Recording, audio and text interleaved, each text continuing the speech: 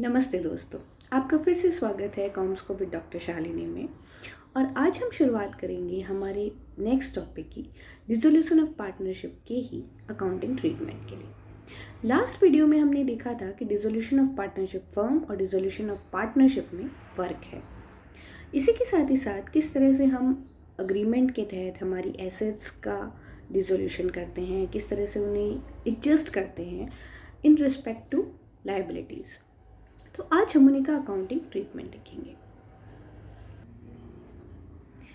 तो जब हमने एडमिशन ऑफ पार्टनर पढ़ा था और रिटायरमेंट ऑफ पार्टनर पढ़ा था, उन दोनों केसेस में हम हमारी एसेट्स और लायबिलिटीज़ को रीवैल्यू करते हैं कि with the period of time हमारी एसेट्स की वैल्यू इंक्रीज़ हुई है या डिक्रीज़ हुई है। अब जबकि हम हमारी पूरी फर्म को ही डिसॉल्व कर रहे हैं, तो हम हमारी एसेट्स और लायबिलिटीज़ को राइट ऑफ करेंगे, यानी लायबिलिटीज़ को हम पे ऑफ करेंगे और एसेट्स को हम बेच के उनसे पैसा लेंगे।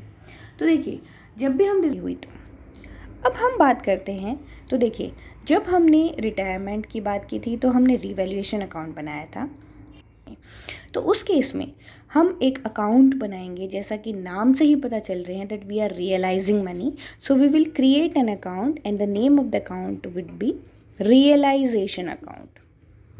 ठीक है, रियलाइजेशन अकाउंट में हम ये एक नॉमिनल नेचर का अकाउंट है जो हमें ये बताएगा कि हमारी फर्म को जब हमने डिसॉल्व किया है तो उससे हमें प्रॉफिट हो रहा है या लॉस हो रहा है, यानी जब हमने ये सारी एसेट्स को बेचा तो उससे हमें फ़ायदा हुआ या फिर हमें नुकसान हुआ। इसी के साथ अब ये जो रियलाइजेशन अकाउंट का बैलेंस है ना, वो हम पार्टनर्स को दे देंगे, तो उनके कैपिटल अकाउंट में ये जाएगा। तो हम एंटर करते हैं ट्रांसफर ऑफ एसेट्स। इस केस में हम एंटर करेंगे रियलाइजेशन अकाउंट है, क्योंकि रियलाइजेशन अकाउंट में सारी एसेट्स जा रही हैं। और टू में आता है land and building, furniture and fixtures,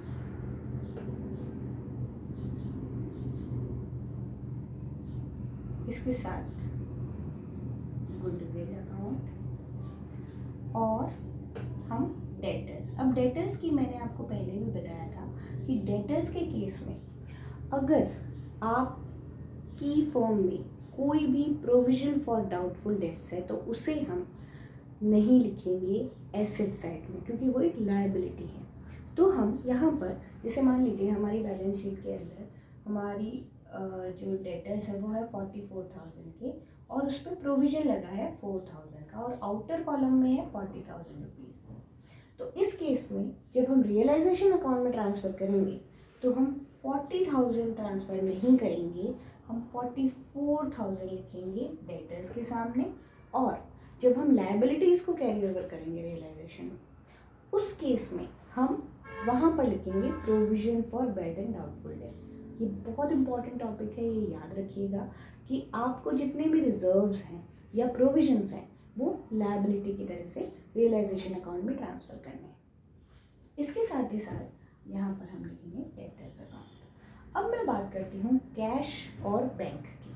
तो देखिए, रियलाइजेशन के केस में हम उन चीज़ों को डाल रहे हैं, उन एसेट्स को डाल रहे हैं जो हमें पैसे जिनसे हमें रियलाइज़ होंगे। कैश और बैंक तो वैसे ही लिक्विड फॉर्म में हमारे पास है, तो हम सीधा पेमेंट उससे कर देंगे। तो उस केस में हम रियलाइजेशन अकाउंट में कैश को ट्रांसफ़र नहीं करेंगे। अब यहाँ पर एक एक्सेप्शन है।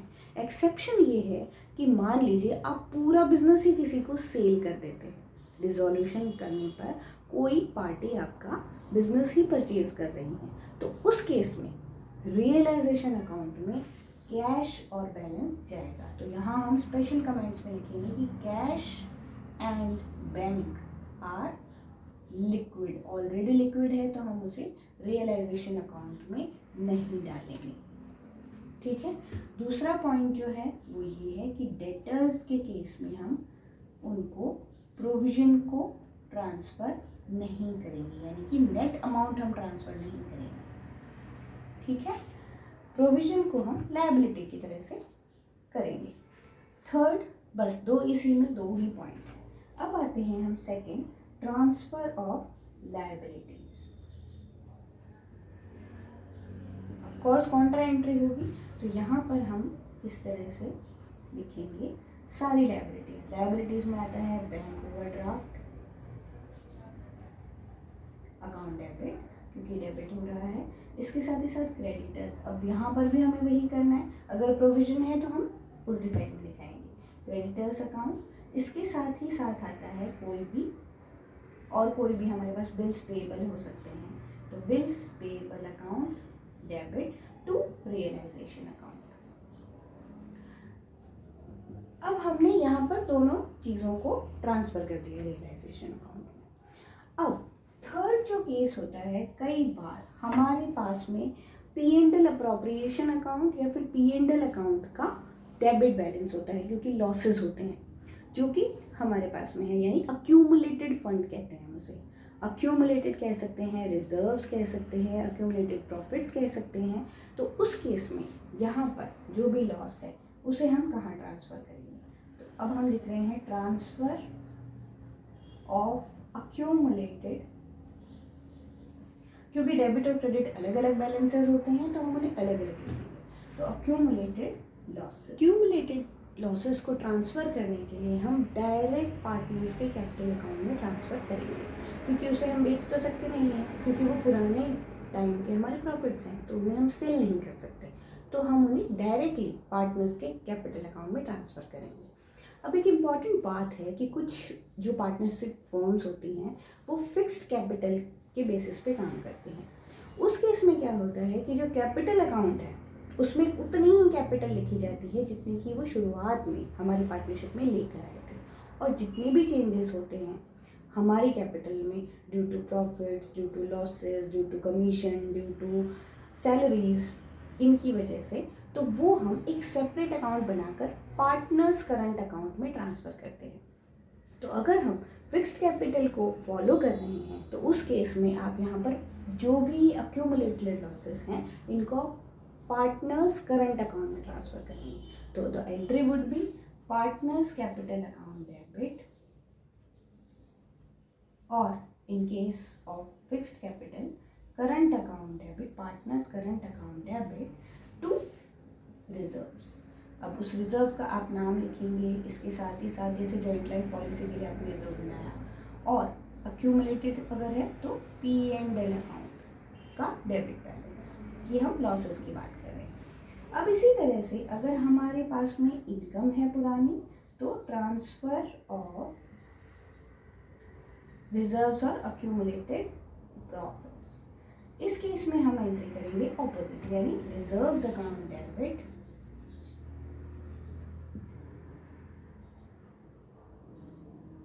फिर क्रेडिट बैलेंस, क्योंकि क्रेडिट बैलेंस होता है P&L अकाउंट का, credit balance P&L account debit to partners capital account. अब जबकि हमने सारे जितने भी हमारी बैलेंस शीट के आइटम्स थे उन्हें ट्रांसफ़र कर दिया है रियलाइजेशन अकाउंट में और पार्टनर्स कैपिटल अकाउंट में, तो अब हम एंट्री करेंगे जब हमारी एसेट्स और लायबिलिटीज़ का रिटर्न ऑफ हो रही है, यानी लायबिलिटीज़ हमने पे ऑफ कर दी और एसेट्स का हमें रियलाइजेशन वैल्यू मिल गया। देखिए सबसे पहले हम रियलाइजेशन कर रहे हैं एसेट्स का, तो इस केस में 3 सिचुएशन हो सकती है, फर्स्ट, सेकेंड और थर्ड। फर्स्ट कंडीशन हो सकती है कि जब वो सारी एसेट्स को कैश में सेल करें। सेकेंड हो सकती है कि कई बार होता है कि कोई पार्टनर कह देता है कि भाई आप मुझे ये एसेट दे दो, मैं इस पार्टनरशिप फर्म की एसेट ले लूँगा, तो उस केस में होता है कि taken away by partner. Third situation आती है कि हम किसी क्रेडिटर को ये कह देते हैं कि भाई पैसा तो हमारे पास है नहीं, तो आप ये हमारी एसेट ले लीजिए, इससे आपका पेमेंट हो जाएगा, तो टेकन बाय क्रेडिटर।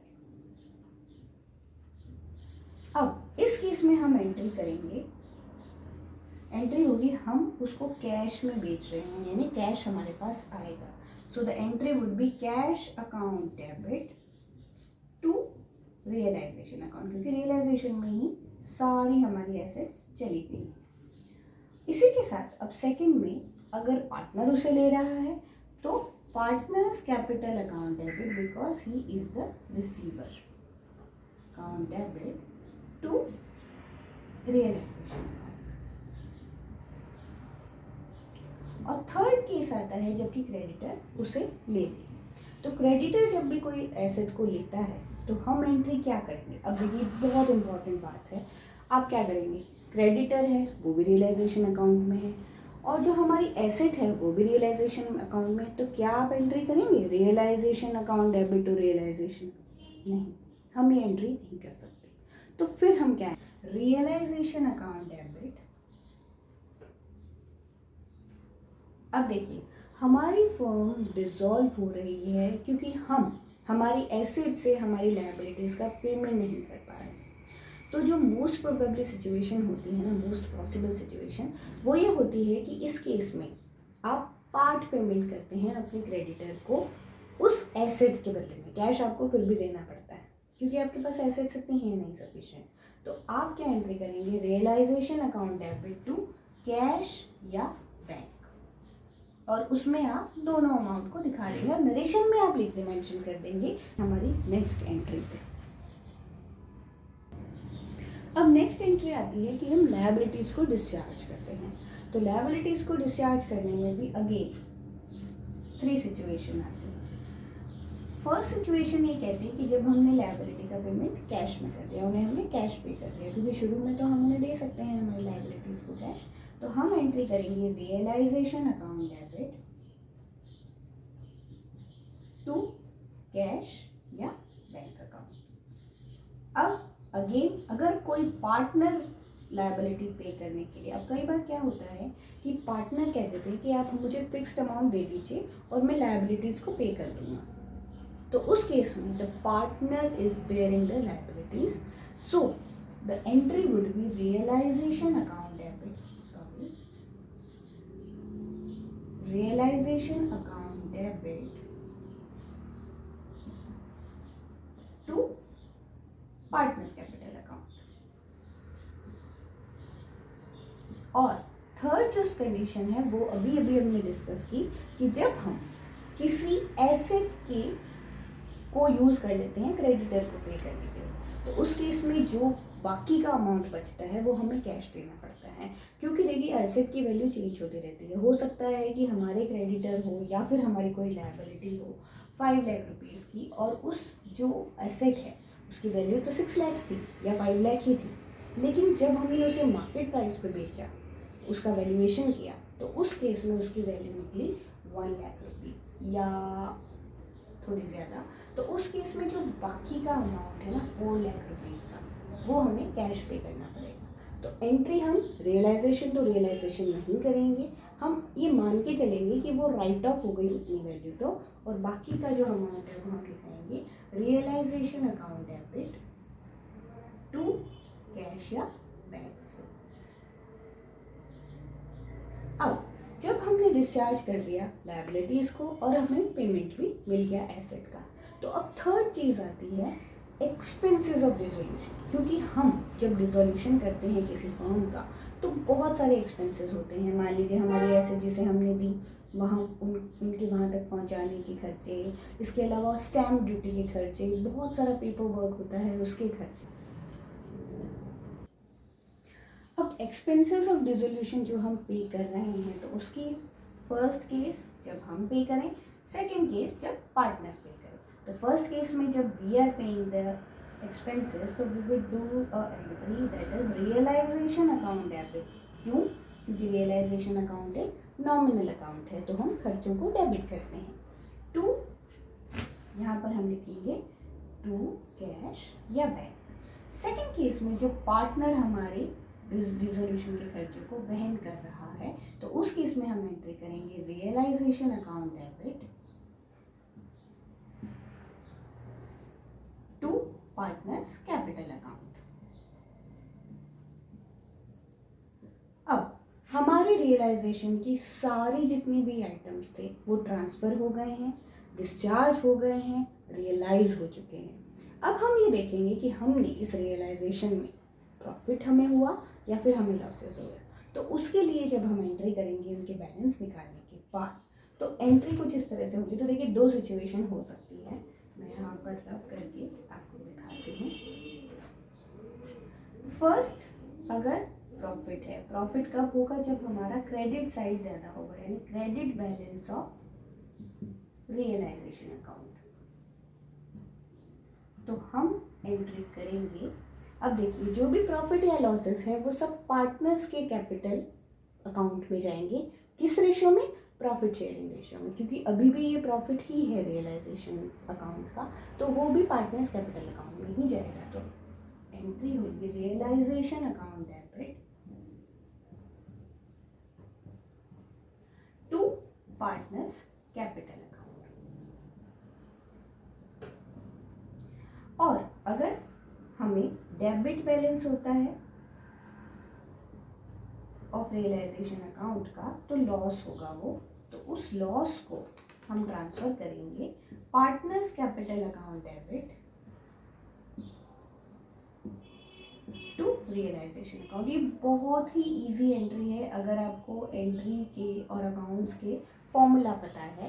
देखिए पार्टनर्स का कैपिटल अकाउंट हमेशा क्रेडिट बैलेंस लिए हुए होता है, तो अगर प्रॉफिट हो रहा है तो उन्हें मिलेगा वो बैलेंस, तो हमने क्रेडिट कर दिया पार्टनर्स कैपिटल अकाउंट को। और अगर लॉस है तो वो गंवा रहे हैं, उन्हें मिलेगा नहीं, वो डिक्रीज हो जाएगा उनके बैलेंस से, तो पार्टनर्स का कैपिटल अकाउंट डेबिट हो गया, तो वो अपने आप ही कम हो गया जब अकाउंट बनेगा।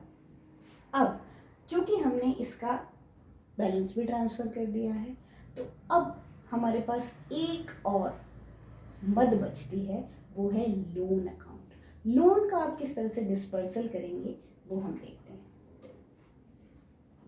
तो लोन अकाउंट बहुत सिंपल है।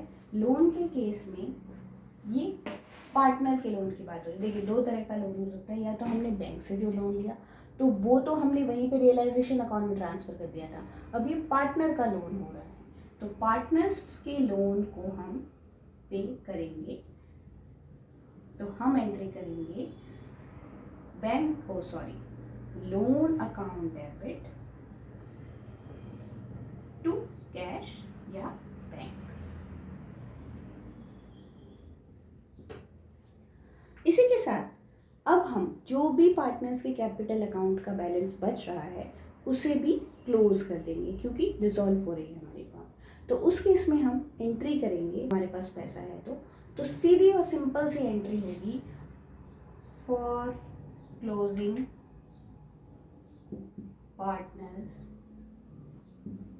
Capital account, and the entry would be partners capital account, क्योंकि हम उसे क्लोज कर रहे हैं तो हम डेबिट करेंगे, डेबिट टू कैश और बैंक। इसी के साथ हमारी पूरी पार्टनरशिप के जितने भी खाते थे वो बंद हो जाते हैं और पूरी फर्म डिसॉल्व हो जाती है।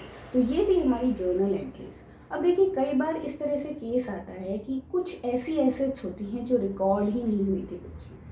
अब इसके बहुत सारे रीज़न हो सकते हैं, कई बार गबन भी इसका एक रीज़न हो सकता है, या कई बार ऐसा होता है कि अब डिसोल्यूशन शुरू हो गया है तो फिर उस केस में अकाउंटेंट ने वो ट्रांसफ़र नहीं की, वो रिकॉर्ड नहीं की। तो इस तरह की जो एसेट्स होती हैं जो अनरिकॉर्डेड होती हैं उसकी अकाउंटिंग हम किस तरह से करते हैं, क्या वो रियलाइजेशन अकाउंट में जाती हैं या फिर उसका किसी और तरह से ट्रीटमेंट किया जाता है, आइए हम ये भी देख लेते हैं।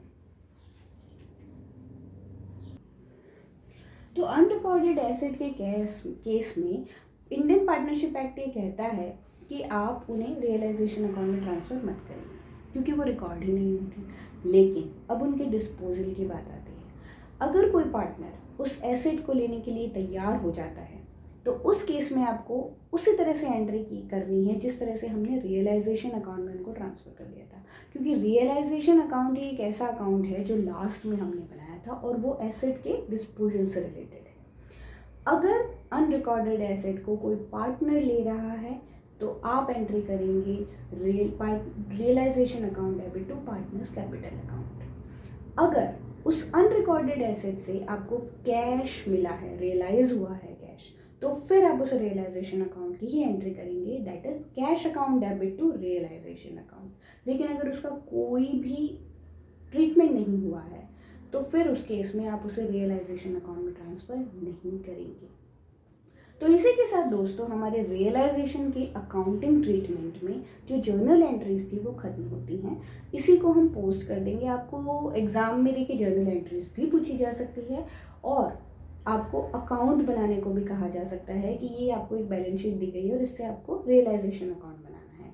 तो इन एंट्रीज़ की मदद से ही आप रियलाइजेशन अकाउंट भी बना सकते हैं और इसी के साथ पार्टनर्स कैपिटल अकाउंट बनेगा और पार्टनर्स कैपिटल अकाउंट को आप बंद कर देंगे। तो पूरी एंट्रीज़ को आप अच्छे से पढ़ेंगे, उसके बाद आप उसी की हेल्प से अकाउंट्स प्रिपेयर करेंगे और हम नेक्स्ट वीडियो में इनके अकाउंट्स का एक एग्जांपल लेके पूरी अकाउंटिंग देखेंगे कि हम किस तरह से एंट्री कर रहे हैं, किस तरह से उसको पोस्ट कर रहे हैं अकाउंट में। इस वीडियो में तब तक शेयर, लाइक और सब्सक्राइब कर दीजिएगा। Thank you so much.